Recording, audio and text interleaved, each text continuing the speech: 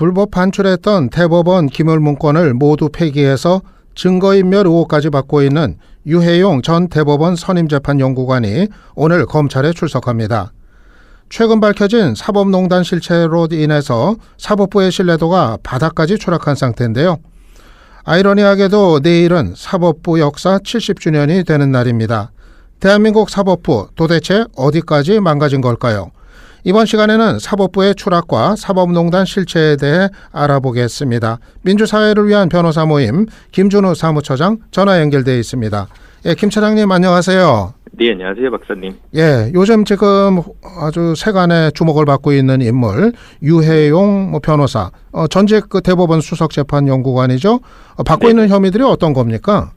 최초의 유해용 변호사가 이제 혐의를 받은 것은 그 박채윤 씨라고 이제 비선진료, 최순실 박근혜 전 대통령 비선진료와 관련된 그 김영재 원장의 배우자 되는 분입니다. 그 분의 예. 소송과 관련된 이제 재판 쟁점 보고서를 유출했다는 의혹과 관련된 것이었는데, 이제 수사가 조금 더 진행되다 보니까 통합진보당 관련한 행정소송에 관련한 문건을 법원 행정처로부터 전달받았다든가, 그리고 퇴직하는 시점에서 대법원에 있는 많은 자료를 유출했다든가, 이런 혐의들까지 같이 이제 연루된 상황이라고 할 수 있습니다.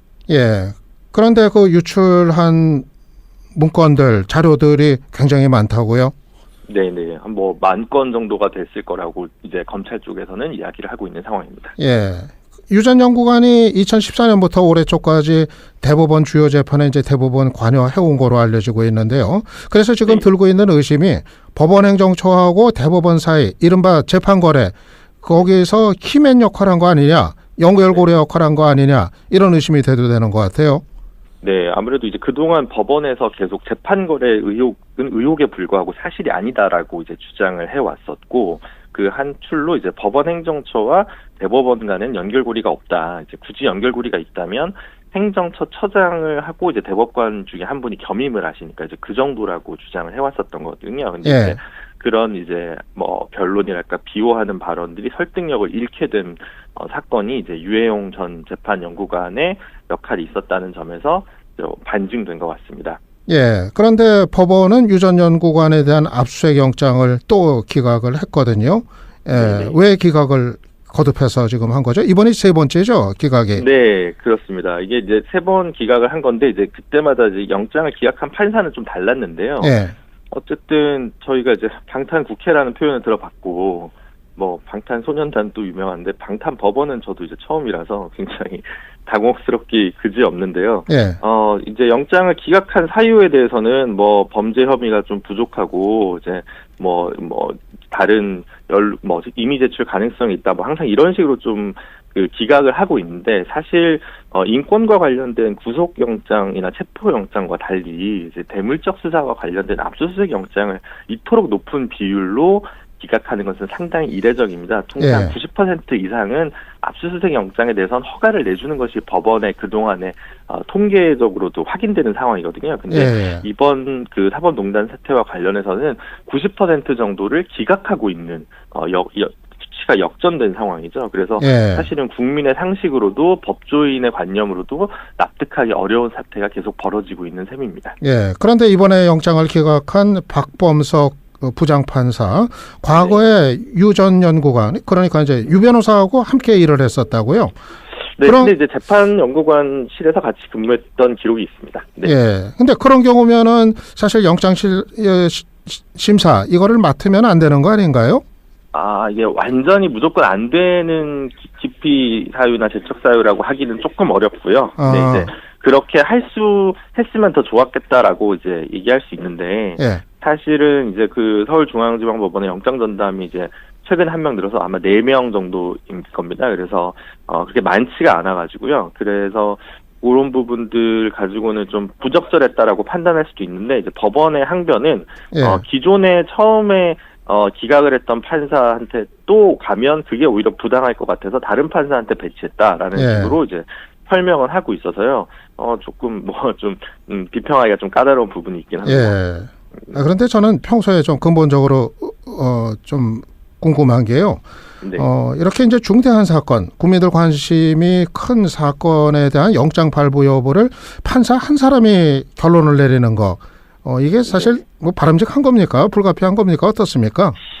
그래서 이제 영장도 이제 합의부가 필요하다라는 의견이 이제 없는 것은 아닌데, 예. 사실은, 뭐, 영장 전담 판사 제도가 생긴 지도 이제 한 10여 년 정도밖에 되지 않았습니다. 그래서 이게 좀 인력적으로 충원해야 되는 문제도 이제 같이 결부가 되어 있긴 한데요. 예. 뭐, 초능을 다투는 상황이다 보는데, 그러면 이제 주말에도 계속 이제 영장을 심사해야 되는 일들이 벌어지지 않습니까? 예. 그러면, 항상 예를 들어, 3명의 판사가 이제, 주말에도 항상 근무를 하고 있어야 되니까, 이제 훨씬 더 획기적으로 많은 인원이 배치가 돼야 되는 겁니다. 그렇게 예. 되면. 그래서, 뭐, 이제, 구속영장과 관련해서는 좀 더 신중해야 될 필요가 있으니까, 이제 그런 필요성도 있다고는 할 수는 있는데, 예. 뭐, 이번 기회를 계기로, 그동안은 사실은 이 부분은, 주목되지 않은 부분이었는데, 박사님 말씀하신 대로 이제 좀 사법개혁, 법원 제도개혁의 한 과제로 좀 삼을 필요가 있다고 생각됩니다. 예, 알겠습니다.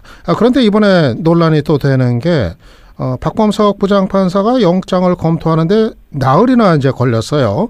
그 네. 사이에 이 유 변호사는 증거들을, 그 문서들, 자료들을 다 파기시키면서 뭐 사실상 증거인멸한 거로 지금 비춰지고 있는데, 보통 이렇게 나흘이나 시간을 끄는 게 뭐 정상적인 상황입니까? 어떻습니까? 아니요, 조금 이례적인 상황이라고 할 수 있는데, 계속 법원에서 지금 사법농단 사태와 관련한 압수수색 영장에 대한 판단을 굉장히 늦추고 있습니다.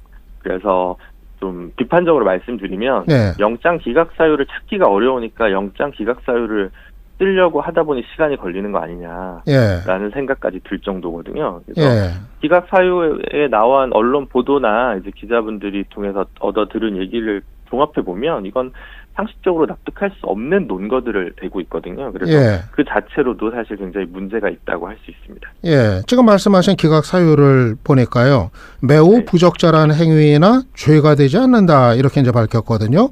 네, 영장 심사를 하는 과정에서 죄가 된다 안 된다 이렇게 판단을 밝히는 게 이게 적절한 겁니까? 근데 그거는 이제 뭐 어느 정도는 밝힐 수는 있을 수 있을 텐데 이 정도로 좀 워딩이 나간 건 좀 이례적이라고 볼 수가 있을 거고요. 그러면 결국은 이제 이후에 굉장히 대단히 쟁점이 애매한 사안이 아니기 때문에 더더욱 부적절한 워딩이라고 저는 보이고요. 그래서 이게 공공기록물 위반인지 아닌지 실제로 보지 않고는 알 수 없는 상황인데, 그 박범석 부장이 판단한 것은 실질적으로 이제 유해용 변호사가 소명한 것들에만 근거한 주관적 인식에만 기초한 것이라서 사실 납득하기 어렵다고 할 수 있습니다. 예. 뭐 죄가 안 된다 이렇게 그냥 판단을 얘기를 해버리니까 네. 좀 뭔가 이거 뭐 앞으로 재판이 이거 뭐 하나만 아닌가 뭐 이런 이제 기분까지 그야말로 이제 뭐 들더라고요. 그렇죠. 그러니까 이제 그 유해용 변호사 얘기는 이제 그 미완성본이기 때문에 공공기록물 자체가 아니다라고 주장을 한 것이고, 뭐 그렇다면 공공기록물법 위반이 아니지 않냐라고 박범석 부장은 판단을 한 모양인데, 그 사실은 그 원본을 보지 않은 상황에서 그게 미완성인지 완성본인지 알 수도 없는 것이거든요. 그래서 그렇게 얘기하는 것은 사실 굉장히 부적절했다라고 짚어둘 필요가 있을 것 같습니다. 아무튼 지금 사법부가 재판 거래 의혹부터 시작을 해가지고 이런 잇따른 그 영장 기각 사태, 또 이 증거인멸 방조, 뭐 여러 가지 논란이 지금 그야말로 뭐 사방에서 불거지고 국민들이 이제 손가락질하는 지경까지 왔는데, 그런데 정작 사법부수장인 김명수 대법원장은 아무 말이 없어요. 네. 이래도 되는 겁니까? 그래서 이제 사실은 이제 뭐 두 가지 측면에서 볼 수 있을 것 같습니다. 예를 들어 이제 영장 전담 판사들이 그렇게 하고 있다고 해서 대법원장이 직접적으로 뭔가 재판에 관여하거나 업무 지시를 할 수는 없을 겁니다. 그렇게 한다면 양승태 전 대법원장과 똑같은 사람이 되겠죠. 그러니까 실제로 이제 김명수 대법원장이 갖고 있는 카드가 뭐냐라는 것에 대해서 조금 본인 스스로 갑갑함을 느낄 수는 있을 것 같습니다. 근데 다른 한편으로는 법원 내에서도 이제 이게 어디까지 판도라의 상자가 열리면 어디까지 진실이 드러날지 두렵기 시작하니까 황급히 상자를 덮으려고 하고 조직을 방어해야 된다는 논리, 그리고 검찰을 경계하려는 어떤 생리적인 어떤 본능, 이런 것들이 같이 작동하면서 굉장히 소극적으로 움직이고 있고요. 그래서 박사님 말씀하신 대로 내일이 이제 그 대법원 70주년, 사법부 70주년 기념 행사가 있는 날인데 내일도 정말 김명수 대법원장이 침묵할 것인가, 아니면 국민들 앞에 사과하고 다시 신뢰받는 법원을 위해서 무엇을 하겠다는 메시지를 분명히 던질 필요가 있다 이렇게 생각합니다. 예, 전에는 이런 일이 있으면은 사법부 내에서 법관들이 좀 양심적인 자성의 목소리 이런 것도 좀 네. 내곤 했던 것 같은데 이번에 보면은 그냥 조용한 것 같아요. 굉장히 좀 그런 어떻게 보면 좀 답답한 상황이고 안에서 나름 이제 법관 회의나 이런 걸 통해서 물밑으로 쭉 흐르는 또 개혁의 움직임이 없는 것은 아닙니다만 예. 국민들 눈높이에는 여전히 좀 성에 차지 않는 것은 분명해 보입니다. 예, 이번 일련의 사태 앞으로 어떻게 해야 된다고 보세요? 여러 가지 있겠습니다. 일단 사법농단 문제를 해결하기 위해서 특히 이제 법원 자체가 수사를 실질적으로 방해하고 있는 상황에서 특별재판부 구성과 관련된 특별법 입법이 국회에서 좀 필요할 거라고 보는 게 있고요. 예. 그리고 이제 수사 역시 진척과는 별개로 좀 사법부에 대한 신뢰가 땅에 떨어졌다는 의미를 좀 확인하는 의미에서 예. 몇몇 대법관을 포함한 일부 법관들에 대한 법관 탄핵을 국회에서 좀 발의할 필요가 있다. 이제 그런 고민이 들고요. 다른 한편으로는 재발 방지를 위해서 사법제도 개혁을 해야 되는데 지금 국민과 함께하는 사법발전위원회가 구성돼서 운영되고 있습니다만 예.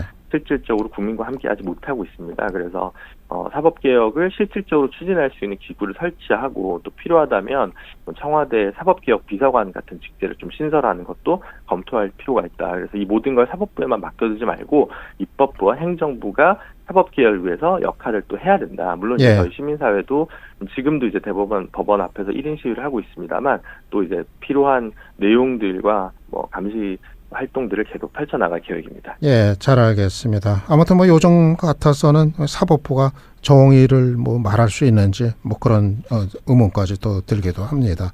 예, 오늘 말씀 감사했습니다. 네, 감사합니다. 지금까지 민주사회를 위한 변호사 모임 김준우 사무처장이었습니다.